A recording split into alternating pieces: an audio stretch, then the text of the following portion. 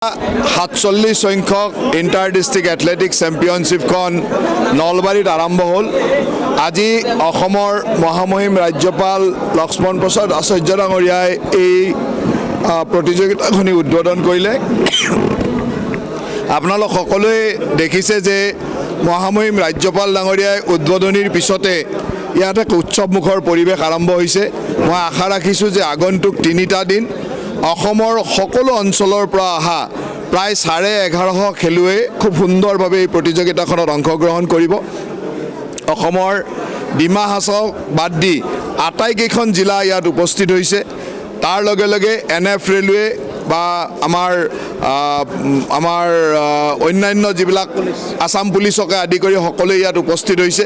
গতিকে 41টা ইউনিটে ইয়াত অংশগ্ৰহণ কৰিব আৰু 41টা ইউনিটৰ অংশগ্ৰহণ প্ৰায় 1150 গৰাকী খেলুৱৈৰ অংশগ্ৰহণ। তাৰ লগে লগে অফিচিয়েল অন্যান্য সকলো টেকনিকেল পাৰ্চনকে লৈ প্ৰায় 1500তকৈ অধিক ক্ৰীড়া সংগঠকৰ দ্বাৰা এই খেল 3 দিন ধৰি পৰিচালিত হ'ব। আৰু এই 3 দিনত আমি ভাবোঁ যে বহুত নতুন সম্ভাৱনাময় খেলুৱৈ আমি ইয়াৰ পৰা লক্ষ্য কৰিব পাৰিম। আপোনালোকে জানে যে এই ষ্টেডিয়ামতে আমি এখন আসাম এথলেটিক একাডেমি এখন কৰি ৰাখিছোঁ, যাৰ কাৰণে আমি খেলুৱৈ নিৰ্বাচনো এই ইণ্টাৰ ডিষ্ট্ৰিক্টৰ পৰাই কৰিম। এই ইণ্টাৰ ডিষ্ট্ৰিক্টৰ ভাল খেলুৱৈসকলক আমি যিটো আৱাসিক এথলেটিক একাডেমি কৰিব খুজিছোঁ, এই এথলেটিক একাডেমিৰ কাৰণেও আমি এটা টীম নিৰ্বাচন কৰিম আৰু ভাল কোচৰ দ্বাৰা কি ধৰণে তেখেতসকলৰ ভৱিষ্যতত 47তম আমাৰ ৰাজ্যিক পৰ্যায়ৰ যেটো এথলেটিক্স চেম্পিয়নশ্বিপ আৰু আমাৰ গভৰ্ণৰ মহোদয়ে আজি আহি এইটো উদ্ঘাটন কৰিলে।